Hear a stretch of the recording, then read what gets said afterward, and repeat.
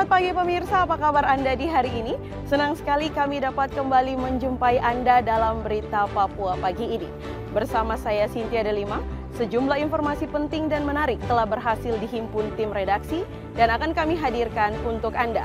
Berikut 3 di antaranya.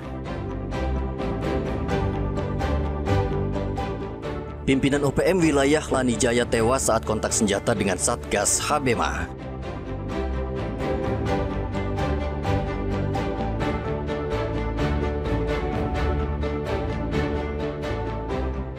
Diduga karena korsleting listrik, 2 rumah dinas guru SD Yapis Merauke terbakar.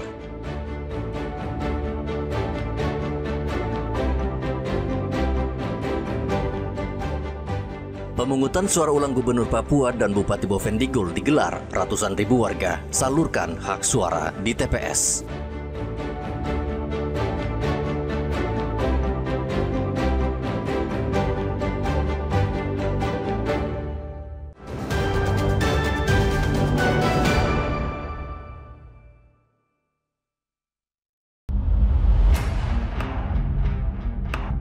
Satuan Tugas Operasi Kops Habema melakukan penyergapan terhadap kelompok KKB di Kampung Mukoni, Distrik Mukoni, Kabupaten Lani Jaya pada hari Selasa. Penyergapan berawal dari informasi intelijen yang akurat dan sempat terjadi kontak tembak. Dalam kontak tembak tersebut, pasukan Kops Habema melakukan tindakan tegas dan terukur sehingga berhasil melumpuhkan 2 anggota OPM. Satu di antaranya adalah Mayer Wenda alias Kuloy Wonda, yang dikenal sebagai Wakil Panglima Kodap 13 Lani Jaya dan masuk dalam daftar pencarian orang Polda Papua. Dari tangan para OPM, tentara menyita 1 senjata api laras pendek, sejumlah amunisi, dan barang bukti lainnya. Jenazah keduanya sudah dievakuasi ke RSUD Wamena untuk proses identifikasi dan penindakan lebih lanjut. Adapun rekam jejak tindak pidana yang dilakukan Mayer Wenda alias Kuloy Wonda diantaranya pada tanggal 27 November 2012. Yang bersangkutan terlibat pembunuhan berencana, pencurian dengan kekerasan, dan pembakaran Mapolsek Pirime, Kabupaten Lani Jaya.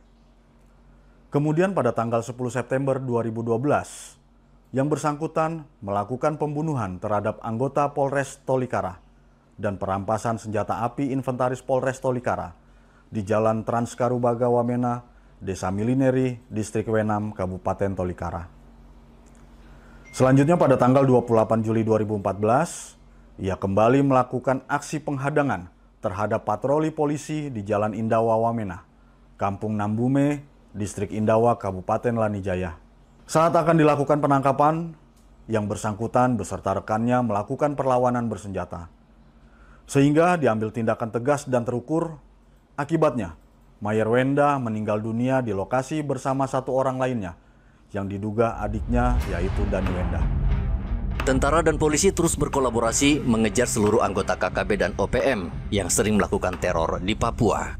Igobat Momolin melaporkan dari Lani Jaya, Papua Pegunungan.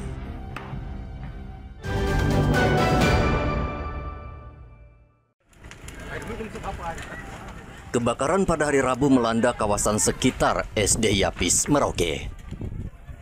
2 rumah dinas guru di Jalan Nowari Merauke yang berada di belakang sekolah hangus terbakar. Api diduga bersumber dari salah satu rumah dinas dan dalam waktu singkat langsung membesar dan melahap seluruh bangunan rumah. Warga yang berada di sekitar lokasi bersama-sama berupaya menyelamatkan berbagai peralatan sekolah, termasuk peralatan drum band dan dokumen penting. Jam berapa? Jam berapa? Setengah 7. Ini apa ini? Kantin apa sekolah ini? Kelas? Rumah guru ya. Jadi ada isinya 2 ini. 2 petak ini ya. 2 petak ya. Proses pemadaman sempat terhambat karena 1 unit mobil pemadam kebakaran milik Pemkab Merauke tidak dapat menembus lokasi akibat akses masuk yang sempit dan terhalang ruang kelas. Tidak ada korban jiwa dalam peristiwa ini, namun sejumlah benda berharga, termasuk dokumen, tidak bisa diselamatkan. Hingga kini polisi masih menyelidiki penyebab pasti kebakaran, namun dugaan awal disebabkan korsleting listrik. Muhammad Ridwan melaporkan dari Merauke, Papua Selatan.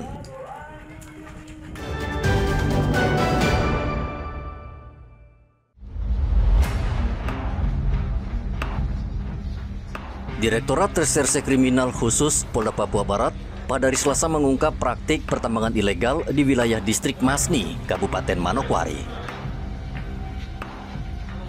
Tambang ilegal tersebut pada 26 Juli 2025 ditemukan berada di dua lokasi di aliran Sungai Wariori dan di Kali Bunda.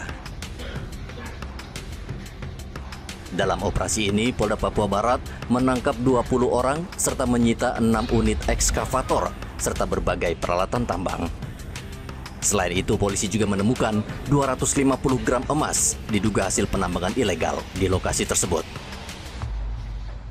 Kabid Humas Polda Papua Barat Kombes Ignatius Adi Prabowo mengatakan masih sekitar 20 orang lagi yang buron dan mereka masuk dalam daftar pencarian orang atau DPO. Pengepul atau pedagang dan pemodal. Yang terjadi di TKP aliran Sungai Wariori, Kalistok, Distrik Masni, Kabupaten Manokwari. Dan pada hari pengungkapan tanggal 24 Juli 2025 dilakukan pengembangan juga dan diperoleh pengungkapan juga terhadap kelompok penambang emas ilegal lainnya di lokasi yang tidak berjauhan kurang lebih 100 meter, yaitu di Kali Bunda, Bunda Ros, masih di aliran Sungai Wariori, Distrik Masni, Kabupaten Manokwari. Dari 20 orang yang masih buron, Polda Papua Barat mengantongi 2 nama, yakni Edi Siswanto dan Masming Supurada yang diduga sebagai penadah emas ilegal.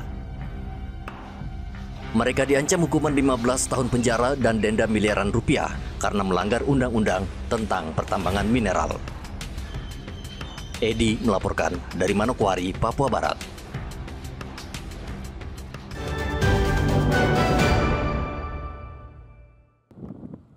Menjelang perayaan Hari Kemerdekaan Republik Indonesia, cuaca ekstrim melanda kawasan perairan wilayah Papua Selatan. Basarnas Merauke mengimbau nelayan dan pemilik kapal untuk waspada. Menurut Kepala Basarnas Merauke, Tito Ohoiwutun, saat ini Papua Selatan sedang memasuki musim angin tenggara yang menyebabkan gelombang tinggi dan kondisi cuaca di laut memburuk. Basarnas Merauke telah berkoordinasi dengan BMKG untuk memantau cuaca dan menyusun langkah-langkah antisipasi, terutama menjelang perayaan HUT RI yang biasa digelar di kawasan pantai. Ini hari kemerdekaan 17 Agustus, ini musim tenggara, cuaca kurang bersahabat. Saya minta untuk safety diri sendiri, jaga diri sendiri karena keadaan dan laut Arafura kurang bersahabat. Saran kami dari Basarnas, kalau kurang bersahabat jangan berlayar. Informasi dari BMKG, kalau bisa dalam 2 minggu ini jangan ini dulu karena cuaca masih kurang bagus begitu. SAR mengimbau warga tidak mengadakan lomba HUT kemerdekaan di perairan karena berpotensi tersapu ombak. Muhammad Ridwan melaporkan dari Merauke, Papua Selatan.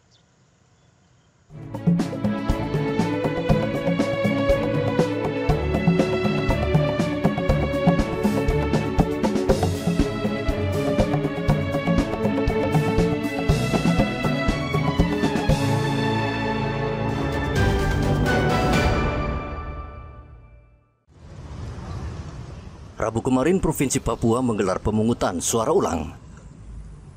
Sebanyak 750.000 lebih pemilih menyalurkan suara mereka di 2.000 TPS yang tersebar di 105 distrik di 9 kabupaten di Provinsi Papua. Untuk menjamin kelancaran dan keamanan pemilihan suara ulang ini, Polri dan TNI serta anggota Linmas mengerahkan 10.000 lebih anggota. Mereka mengawasi proses pemungutan hingga penghitungan suara. Polda Papua menghimbau dan mengajak kepada seluruh masyarakat di Provinsi Papua, yang pertama untuk mari kita sama-sama menjaga situasi Kamtibmas di wilayah Provinsi Papua untuk tetap terjaga dan tetap kondusif. Yang kedua, untuk menghindarkan dari provokasi-provokasi, ujaran kebencian dan tidak terpengaruh oleh hoax di media sosial. Pemilihan suara ulang ini juga diawasi penyelenggara dan Bawaslu untuk mencegah pelanggaran, sekaligus memastikan hak pilih warga tersalurkan dengan baik. Beberapa TPS yang kami datangi memang sampai jam ini, detik ini, saya cek ke beberapa petugas KPPS dan saya tanya juga cenderung masih kurang maksimal dibandingkan pada tanggal 27 November yang lalu. Tapi kan masih ada waktu sampai tanggal sampai jam 1. Kami berharap dan kami kita teman-teman mendorong pemilih menggunakan hak pilih sampai jam 13.00. Berdasarkan peninjauan kita, semuanya berjalan lancar, berjalan rapi dan bagus, dan dari hitungan kita tadi karena masih pagi, partisipasi masih belum maksimal. Mudah-mudahan sampai dengan siang ini nanti bisa maksimal. Pemilih antusias mengikuti pemilihan suara ulang. Sejak pukul 8 pagi mereka sudah berkumpul di TPS. Dua TPS yang ramai yaitu 9 dan 10 di Kelurahan Gurabesi, Kota Jayapura. Kita datang pagi-pagi supaya tidak banyak orang setua toh. Nomor 1, nomor 2, kita yang tua-tua ini kasih contoh buat anak muda supaya semua datang memilih sebagai warga. Harapannya supaya Papua penuh dengan kemuliaan. Siapapun yang terpilih, semua yang terbaik, putra terbaik Papua. Kami masyarakat, ya itu yang terpilih itu sudah yang terbaik. Makasih. Ya, selalu di sini waktu pemilihan presiden apa segala macam. Ini baru ini. Kata kenapa dipindah ke atas, kita bingung juga. Warga berharap siapapun gubernur yang terpilih adalah pasangan terbaik dan mampu membawa Papua lebih maju. Pemirsa, saat ini saya sedang berada di dua TPS yang berada tepat di kantor Dewan Perwakilan Rakyat Daerah Kota Jayapura, yaitu TPS 9 dan TPS 10. Sejak pagi hari tadi, ratusan warga sudah datang ke TPS ini untuk menyalurkan hak suara. Dan dari data KPU, ada 700.000 warga yang hari ini mencoblos dalam pemungutan suara Pilkada Gubernur dan Pilkada Wakil Gubernur Provinsi Papua. Ada 2.000 TPS yang tersebar di 8 kabupaten dan 1 kota. Siapapun nanti yang terpilih adalah yang terbaik, dan mari kita semua menjaga keamanan di tanah Papua ini. Dari Jayapura, Papua, Rian Tonai melaporkan.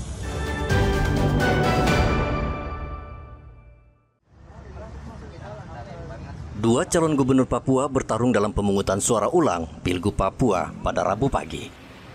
Cagup nomor urut 1 Ben-Hur Tomimano mencoblos di TPS 04 Kelurahan Wahno, Distrik Abepura. Bersama istri, Ben-Hur Tomimano berjalan kaki dari kediamannya di Jalan Jeruk Nipis, Kelurahan Wahno, menuju TPS. Ben-Hur optimis meraih kemenangan dalam pemungutan suara ulang dan proses berjalan tertib dan lancar. Kampanye kita turun di 1 kota dan 8 kabupaten. Mereka telah mendengar program-program visi misi dari kedua pasangan calon. Pasti masyarakat akan melihat dari sejumlah pemilih akan melihat siapa yang terbaik di antara yang baik ini. Karena Papua merindukan seorang pemimpin. Saya berdoa supaya ini adalah PSU yang terakhir. Jangan lagi ada PSU lagi. Tapi kalau PSU ada lagi, BTM tetap Gubernur Papua. Gubernur Papua, BTM. Amin. Amin. Tidak, saya nggak bohong. Karena hati masih, suara Tuhan adalah suara rakyat. Sementara Cagup nomor urut 2 Matius Devakiri turut menyalurkan hak pilihnya di TPS 17 Kelurahan Vim, Cigombong. Ia juga datang bersama istri dan tim relawan. Fakiri mengajak masyarakat untuk tidak terprovokasi dan menjaga stabilitas daerah. Mudah-mudahan ini pertanda baik untuk kemajuan demokrasi di Provinsi Papua dan juga bisa memicu untuk semua yang ada di tanah Papua. Saya berharap pemilu ulang di Provinsi Papua ini bisa menjadi sesuatu yang berharga bagi Republik Indonesia, bangsa dan negara. Karena kita tahu bahwa cukup panjang banyak persoalan-persoalan yang sudah kita lalui. Saya berharap ini menjadi pembelajaran berharga. Saya juga kesempatan yang baik ini saya menyampaikan juga beribu-ribu terima kasih kepada semua masyarakat Provinsi Papua yang dari waktu ke waktu kurang lebih 1 tahun 6 bulan ya. Ini kita suguhkan demokrasi yang begitu panjang. KPU Papua sendiri menyiapkan 2023 TPS untuk pemungutan suara ulang. Jumlah pemilih yang terdaftar dalam DPT mencapai 750.000 pemilih yang tersebar di 9 kabupaten kota di Papua. KPU mengimbau seluruh pihak menjaga keamanan dan kedamaian. Hendra melaporkan dari Kota Jayapura, Papua.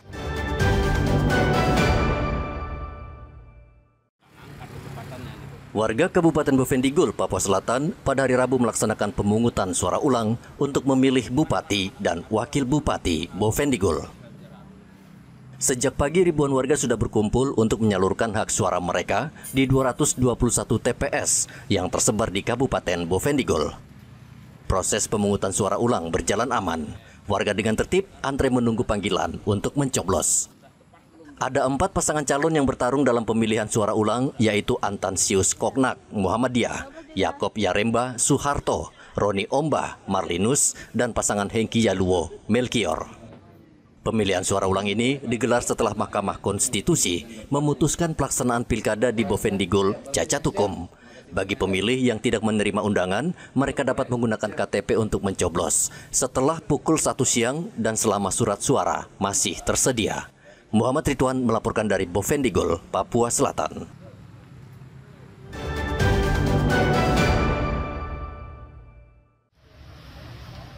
Pilkada Gubernur Papua selesai melakukan penghitungan suara di tingkat TPS. Hingga Rabu malam, kedua tim menyampaikan tanggapan terkait hasil sementara PSU yang dimulai sejak pukul 7 pagi. Juru bicara Paslon Gubernur BTM Konstan Karma, Marcel Morin, mengatakan pihaknya belum mengumumkan hasil karena masih menunggu tim data Paslon. Sehingga kita belum bisa merilis sampai hari ini, karena kami ingin memastikan bahwa data yang akan masuk ke tim sudah di atas 50% baru kita akan rilis. Tren yang hari ini ditampilkan oleh Poltreking sangat bagus sekali trennya. Dengan hasil yang ditampilkan dan hasil yang ada pada C1 kami sangat optimis. Kenapa kami optimis? Karena tren yang saat ini masuk di ruang data kita itu trennya semakin bagus. Selisih antara pasangan BTMCK dengan MDF sangat jauh. Cuma angkanya saya belum bisa umumkan. Karena ini kita menjaga agar semua hal yang kita sampaikan ke publik adalah benar-benar data yang akurat. Sementara itu, pelaksana tugas Ketua DPD Partai Golkar Provinsi Papua, Ahmad Doli Kurnia, menyampaikan perkembangan data untuk pasangan Matius Aryoko. Doli mengklaim pasangan Matius Aryoko unggul sementara berdasarkan exit poll internal dengan perolehan 57% berbanding 43% untuk pasangan lain. Jadi alhamdulillah dari lihat hasil exit poll, pasangan Mario, pasangan 02 sekarang sudah unggul 57% berbanding 40%. Ini dengan margin error 4,5% dan dari nama-nama atau orang-orang yang keluar TPS yang kita minta data ada 10% yang tidak memberikan jawaban. Penghitungan secara resmi akan dilakukan secara berjenjang pada hari ini di tingkat distrik atau kecamatan. Setelah tingkat kecamatan, penghitungan akan dilanjutkan ke tingkat kabupaten kota. Rianto Nai melaporkan dari Kota Jayapura, Papua.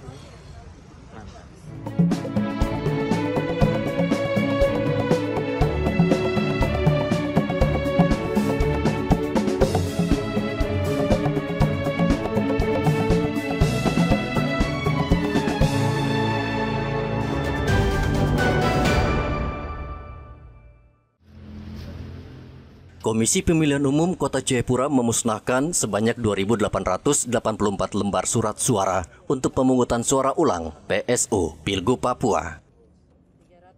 Tindakan ini merujuk pada Peraturan KPU Nomor 15 Tahun 2019 yang menginstruksikan pemusnahan surat suara sebelum hari pemungutan untuk menghindari penyalahgunaan. Pemusnahan dilakukan dengan cara membakar di halaman gedung logistik KPU Kota Jayapura. Proses ini disaksikan langsung oleh pihak Bawaslu Papua, Polresta Jayapura, dan Kejaksaan Negeri Jayapura.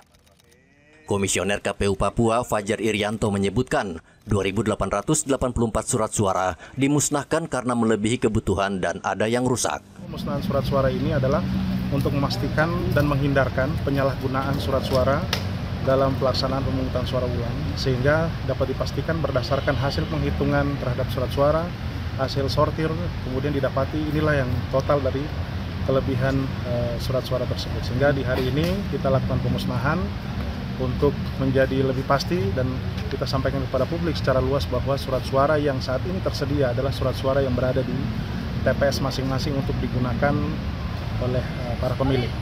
Ini juga berlaku untuk kabupaten lain gitu? Ini berlaku untuk seluruh wilayah di Provinsi Papua dan memang ini menjadi ketentuan yang sifatnya nasional untuk dilaksanakan bahwa H-1 surat suara itu sudah harus dimusnahkan yang untuk kategorinya lebih ataupun rusak.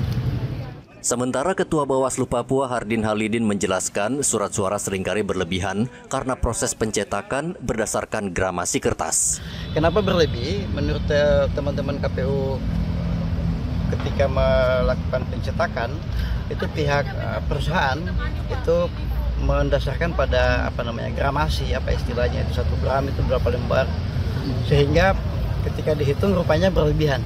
Itu yang membuat itu menurut teman-teman KPU Kota kenapa kemudian itu berlebihan, sehingga kelebihannya itu yang hari ini dimusnahkan. Kita harap semua karena itu H-1 minimal seperti kota malam ini baru bisa dimusnahkan, mestinya tadi siang. Tetapi tadi teman-teman KPU Kota baru sempat melakukan pemusnahan pada malam ini. Pemusnahan surat suara lebih dan rusak dilaksanakan secara serentak di semua kabupaten kota penyelenggara PSU di Papua. Upaya ini penting untuk menjamin proses PSU berlangsung transparan, jujur, dan adil. Pemilihan Gubernur Papua 2024 di PSU ini hanya diikuti 2 pasangan calon, yakni Ben-Hur Tomimano Konstan Karma dan Matius Devakiri Aryo Kurumaropen. Dari Kota Jayapura, Papua, Hendra melaporkan.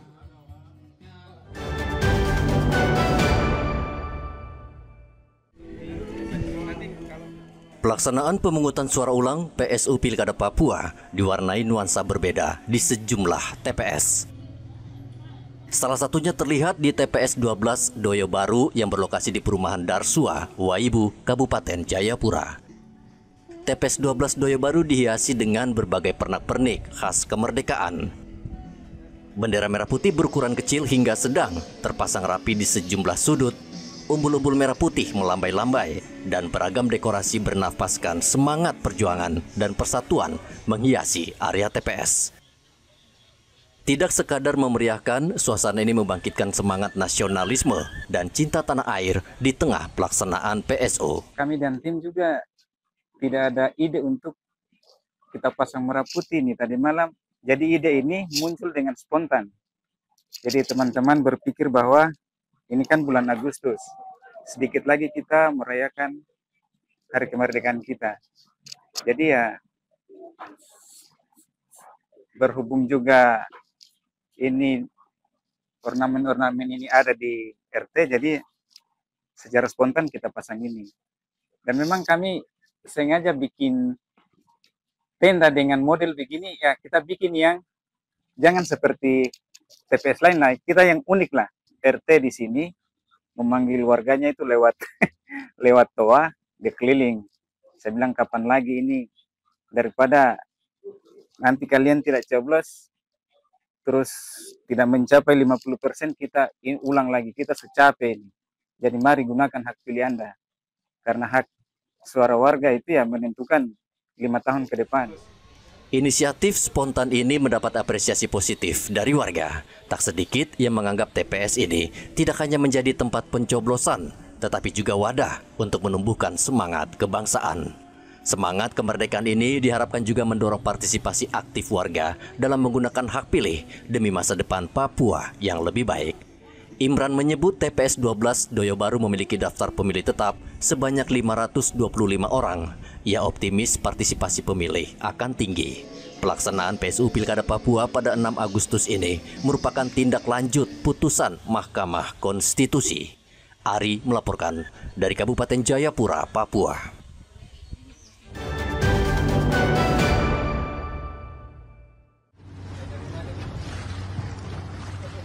Semarak peringatan hari ulang tahun kemerdekaan Republik Indonesia ke-80 terlihat di Pulau Ram, Kota Sorong, Papua Barat Daya.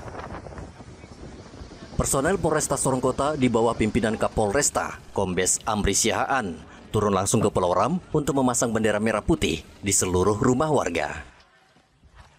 Dengan menempuh perjalanan sekitar 30 menit menggunakan speedboat dari Kota Sorong, personel polisi bergerak menuju Pulau Ram. Satu persatu rumah warga dipasangi bendera merah putih sebagai simbol nasionalisme dan semangat kemerdekaan. Warga menyambut hangat kehadiran personel Polresta dan memberikan dukungan positif atas aksi ini. Kapolresta Sorong Kota Kombes Amri Siahaan mengatakan pengibaran bendera di Pulau Ram merupakan bagian dari rangkaian peringatan HUT RI ke-80, sekaligus upaya membangkitkan rasa nasionalisme di wilayah terpencil.